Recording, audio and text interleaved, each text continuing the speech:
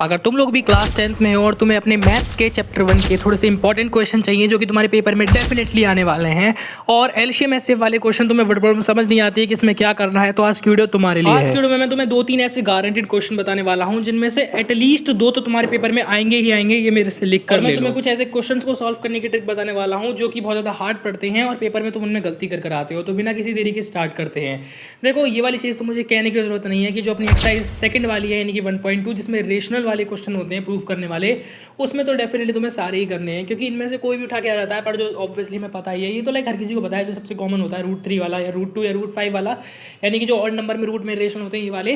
पर जो उसके बाद के जो क्वेश्चन है ना, उनकी भी प्रैक्टिस कर लेना। बस ये जो एनसीईआरटी में गिवन है इनको ही कर लेना, सबका सेम ही कंसेप्ट होता है। बस एक क्वेश्चन और आता है जो कि अलग होता है, जो कि एनसीईआरटी एग्जाम्पल में दिया होगा, तो मैं तुम्हें बताता हूँ। जैसे कि √2 + √3 इसमें रेशनल प्रूफ करना है। एक ये क्वेश्चन तुम यूट्यूब पे सर्च कर लेना, एग्जाम्पलर में देख लेना, इस क्वेश्चन को अलग से लगा लेना क्योंकि ये भी पेपर में आ जाता है। सेकंड एक ऐसा एमसीक्यू बताने वाला हूं जो कि तुम्हारे पेपर में इस बार के पहला ही तुम्हें वो क्वेश्चन दिख जाएगा, मैं गारंटी ले लो, मेरे से लिख के ले लो। ये देखो, ये वाला तुम्हें मैं स्क्रीन पे देख पा रहे हो कि इसमें क्या होता है, तुम्हें कि कोई भी एक नंबर होगा, लाइक वो अल्फाबेट दे देंगे और उसके प्राइम फैक्टर दे देंगे और पावर में XY लगा देंगे। ऐसे करके तुम्हें उसका एलसीएम एचसीएफ निकालना होता है। या फिर इस टाइप का जो क्वेश्चन है जो तुम स्क्रीन पे देख पा रहे हो, सिंपल एलसीएम और एचसीएफ का कॉन्सेप्ट यूज होता है। बस तुम्हें यह ध्यान रखना है कि एलसीएम में जो है हाईएस्ट पावर लेते हैं और एचसीएफ में जो है स्मॉलेस्ट पावर लेते हैं। इसके अकॉर्डिंग तुम्हारा क्वेश्चन हो जाएगा और बस एक दो ट्राई करके देख लेना। इस क्वेश्चन के बाद एक ऐसा क्वेश्चन निकला है जो कि नया ही निकला है, जो कि आई थिंक पिछले साल वाले पेपर में आया था और ऐसे हर बार नया साल में कोई क्वेश्चन आता है और मैं बोल रहा हूँ कि ये क्वेश्चन भी आ सकता है 3 से 4 नंबर वाले में डेफिनेटली। पर वो एमसीक्यू वाला और रिलेशनल वाला तो डेफिनेटली आएगा। इसके चांसेस मान लो 85% है, पर ये थर्ड सबसे ज़्यादा प्रोबेबल वाला क्वेश्चन है।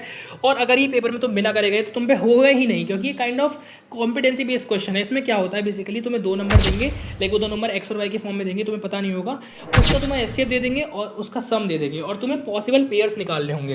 तो इसका सॉल्यूशन मैं तुम्हें यहाँ तो एक्सप्लेन नहीं कर सकता, स्क्रीन में तुम क्वेश्चन देख पा रहे हो, इस क्वेश्चन को सर्च कर तुम इसका सॉल्यूशन सीख लेना और पॉसिबल पेयर निकालना। लेकिन क्वेश्चन तुम समझ ही नहीं पाओगे खुद से करना जब तक तुम इसका एक बार सॉल्यूशन नहीं। मैं तुम्हें एलसीएम एचसीएफ निकालने की कुछ टिप्स दे देता हूँ। देखो, पहली बात तो यह ध्यान रखना कि हम जिन नंबर्स की भी चीज़ें निकाल रहे हैं, यानी कि अगर हम पेन्स का एलसीएम एचसीएफ निकाल रहे हैं तो आंसर भी पेन्स में ही आएगा, क्योंकि यूनिट चेंज करने से कभी कभी लोग मिसकंसेप्शन में चले जाते हैं। दूसरी बात तुम्हें यह ध्यान रखनी है कि अगर तुमसे आंसर में कुछ मतलब एज्यूम करने की कोशिश करो कि आंसर जो तुम्हारा आएगा सॉल्व करने का वो बड़ा आएगा या छोटा आएगा। अगर तुम्हें बड़ा निकालना है तो तुम्हें एलसीएम निकालना होगा और अगर छोटा निकालना है तो एचसीएफ निकालना। और जो लीविंग रिमाइंडर वाले क्वेश्चन होते हैं उनको एक अलग तरीके से क्वेश्चन आते हैं, उनको जरूर पढ़ के जाना। पर एक क्वेश्चन जो एनसीईआरटी एग्जाम्पल में तुम एमसीक्यू में दे रखा होगा वो वाला कर लेना जो तुम स्क्रीन पे देख ही पा रहे हो। एक ये वाला क्वेश्चन भी बहुत ज्यादा निकल रहा है कि एक रूम में इतने सब्जेक्ट के टीचर्स थे, उनको उधर भेज दिया, लाइक जो तुम स्क्रीन पे देख पा रहे हो। इस क्वेश्चन को भी सॉल्व कर जाना।